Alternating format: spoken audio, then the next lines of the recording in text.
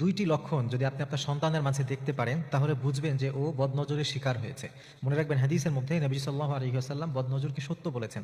নবী সাল্লাল্লাহু বলেছেন যে আন-নাজরু হক, বদনজর এটা সত্য। এজন্য যদি বদনজর লেগে যায় কারো তাহলে তার বাঁচার উপায় অনেক কঠিন। এজন্য বদনজর লেগেছে কিনা আপনার সন্তানের দুইটা লক্ষণ আলামত দেখলে আপনি বুঝতে পারবেন। এর মধ্যে এক নম্বর হচ্ছে, যদি আপনি দেখেন যে আপনার সন্তানকে আপনি ভালোই খাওয়াচ্ছেন কিন্তু হঠাৎ করে ও শুকিয়ে যাচ্ছে, এমনভাবে শুকিয়ে যাচ্ছে যেন ওর ভেতর থেকে কেউ কোনো কিছু চুষে খেয়ে ফেলছে, এরকম যদি মনে হয় যে যাই আপনি খাওয়ান ওর গায়ে লাগে না, এটা একেবারে চিকন হয়ে যাচ্ছে, দুর্বল হয়ে যাচ্ছে, তাহলে বুঝবেন যে হতে পারে ওর বদনজর লেগেছে। কারণ বদনজর এটা এমন একটা জিনিস, আমরা দেখেছি যে বদনজরের ভয়াবহতা কি, মানুষের সংসার নষ্ট করে দেয়, মানুষের ব্যবসা বাণিজ্য নষ্ট করে দেয়।